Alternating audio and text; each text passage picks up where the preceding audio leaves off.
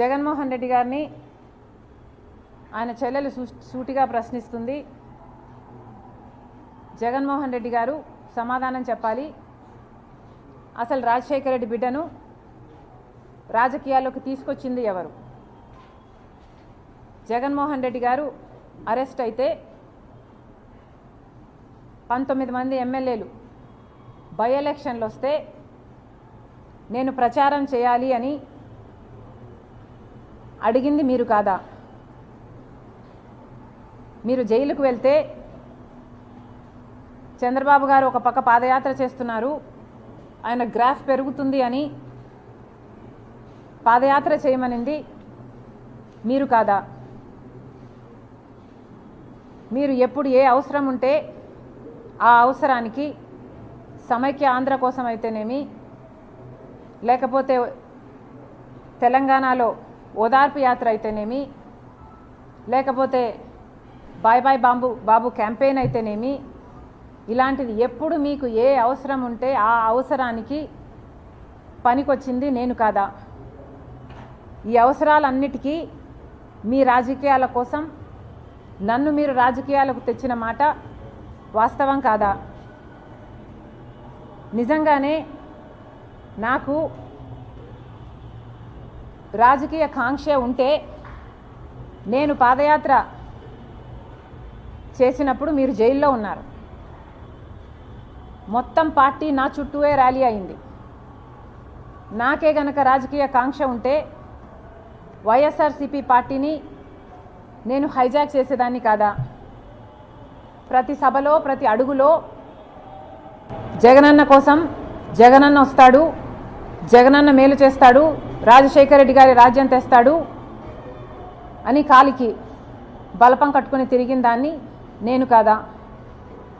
నా బిడ్డల్ని నా కుటుంబాన్ని పక్కన పెట్టి రోడ్ల మీదనే నెలల తరబడి మీకోసం త్యాగం చేసిన దాన్ని నేను కాదా? ఆఖరికి నా కాలు ఇంజరీ అయితే కూడా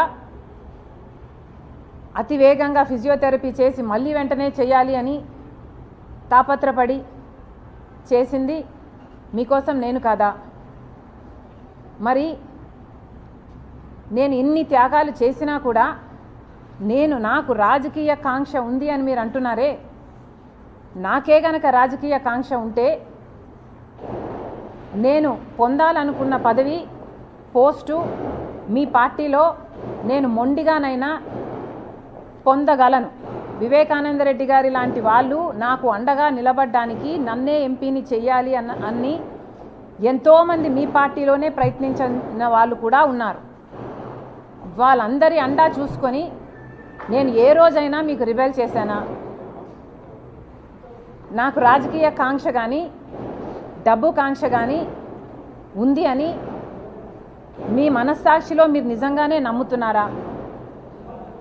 నాకు రాజకీయ కాంక్ష మీకోసం మీతో ఉన్నంతకాలం, మీరు ముఖ్యమంత్రి అయినంత వరకు నాకు రాజకీయ కాంక్ష లేదు, నాకు డబ్బు కాంక్ష లేదు. నేను ఏం చేసినా మీకోసం చేశాను, నేను త్యాగం అనుకొని చేశాను, నా అన్న కోసం అనుకొని చేశాను. మీరు ముఖ్యమంత్రి కావాలని, రాజశేఖర రెడ్డి గారి సంక్షేమ పాలన మళ్ళీ మీరు తీసుకొస్తారు అని నమ్మి చేసిన విషయం వాస్తవం కాదా?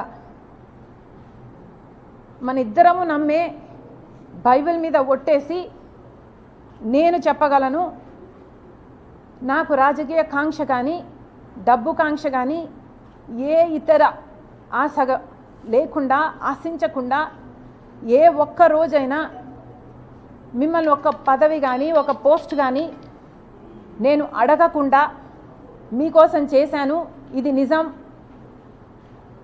అని నేను బైబిల్ మీద ప్రమాణం చేయగలను. మీరు అదే బైబిల్ మీద ప్రమాణం చేసి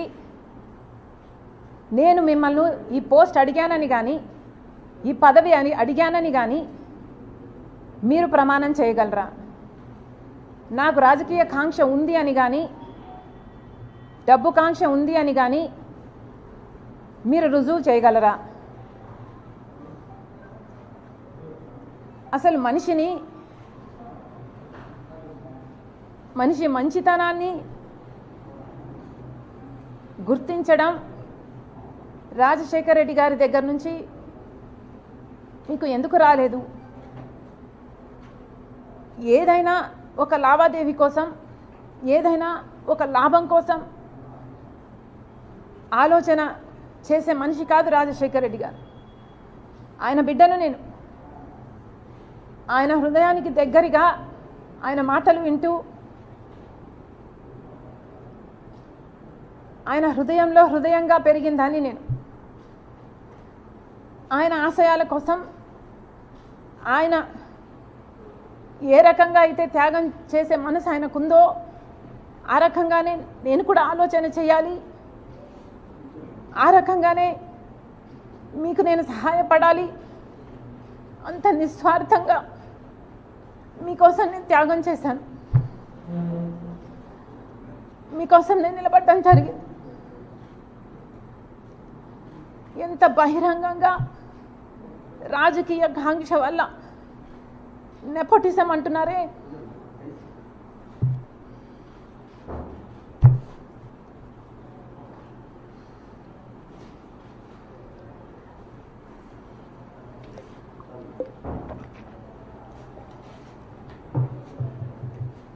నెపోటిజం అంటున్నారు జగన్మోహన్ రెడ్డి గారు. రాజశేఖర రెడ్డి గారి రాజకీయాలలో ఉంటే వివేకానంద రెడ్డి గారు కూడా ఆయన పక్క రాజకీయాలలో ఉన్నాడు. రాజారెడ్డి గారు కూడా రాజకీయాలలో ఉన్నాడు. రాజారెడ్డి గారి భార్య మా జేజీ జయమ్మ కూడా రాజకీయాలలో ఉంది. సౌభాగ్యమ్మ కూడా రాజకీయాలలో ఉంది. అందరూ ఒక్కొక్క పదవి వాళ్ళ వాళ్ళ టైంలలో చేసిన వాళ్ళు వాళ్ళంతా ఒకే జనరేషన్కు చెందిన వాళ్ళు. మరి ఆ టైంలో నెపోటిజం ఉన్నిందా? జగన్మోహన్ రెడ్డి గారు నెపోటిజం గురించి మాట్లాడుతున్నారు.